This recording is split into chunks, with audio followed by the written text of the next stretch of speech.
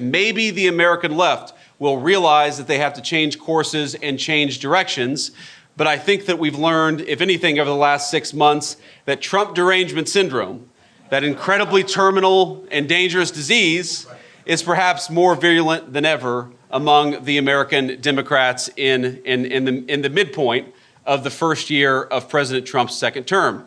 Now, last week, as become sort of the main political story over the last couple of weeks, a 33-year-old communist running an insurgent campaign beat a multi-million-dollar establishment machine politician in the New York Democratic mayoral primary.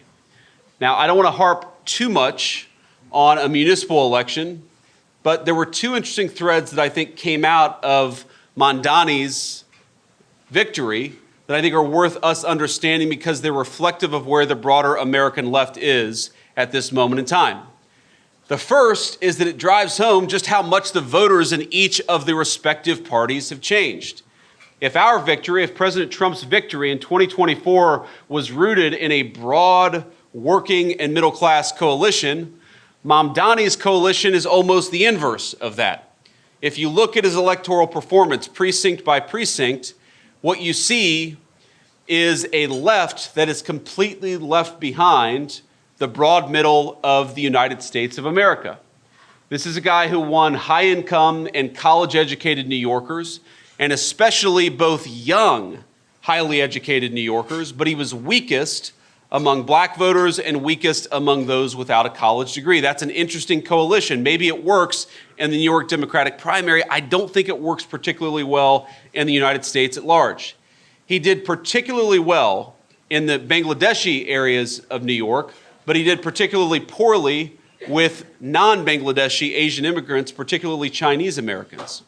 And if you look at the precincts where he did the best, it was in New York's gentrifying neighborhoods, places like Ridgewood and Bushwick, places I haven't heard anything about, but I read about in a paper. His victory was the product of a lot of young people who live reasonably comfortable lives, but see that their elite degrees aren't really delivering what they expected. And so their own prospects with all the college debt may not in fact be greater than those of their parents. And I say that not to criticize them, because I think that we should care about all the people in our country, particularly those downwardly mobile, college-educated people who feel like the American dream is not quite all it's cracked up to be. But we have to be honest about where his coalition is. It is not the downtrodden. It is not poor Americans. It is not about dispossession.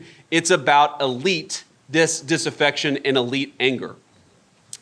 The party of highly educated but downwardly mobile elites, they comprise a highly energetic activist base, but it's important because it's not just the elites, the college-educated New Yorkers. That base was supplemented by carefully selected ethnic blocs carved out of the electorate using identity politics as the knife. And that, by the way, I think explains Mamdani's bizarre appeals to foreign politics intended to signal to one particular group of New Yorkers or another.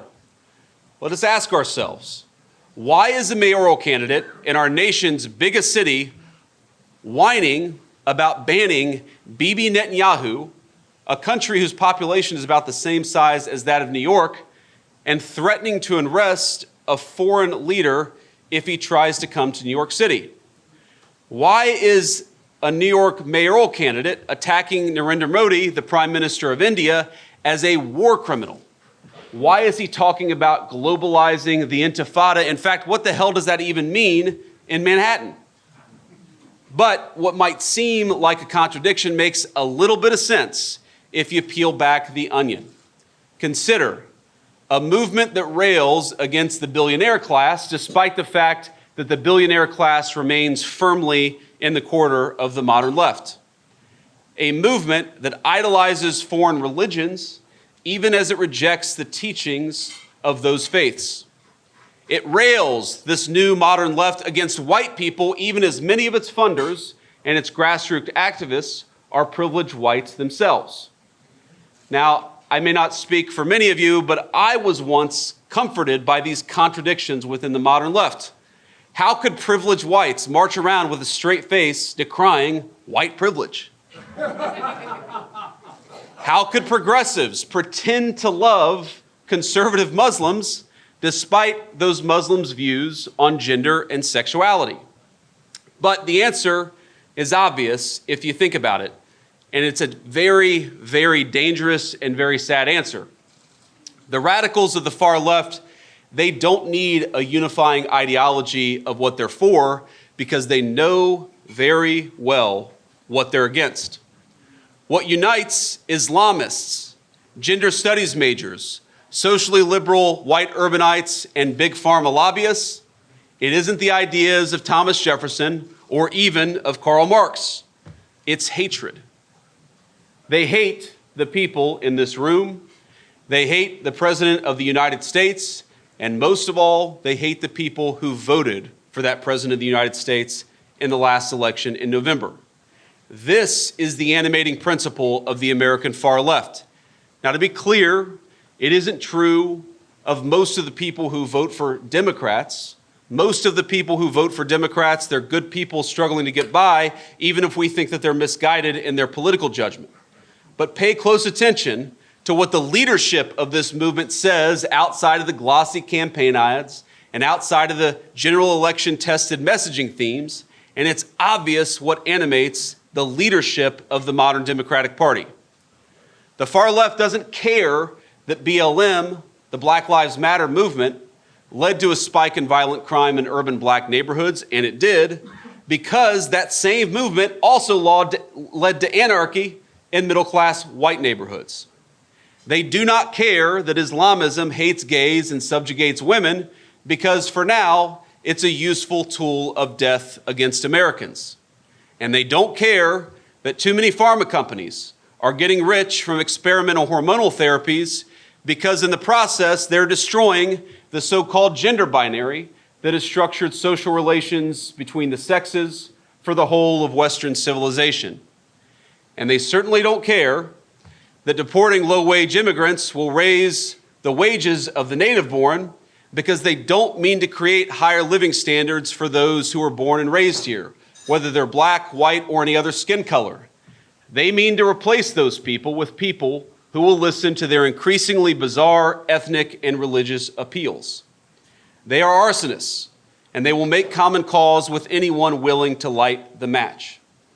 And that's why Mamdani himself is such an appealing instrument to the left.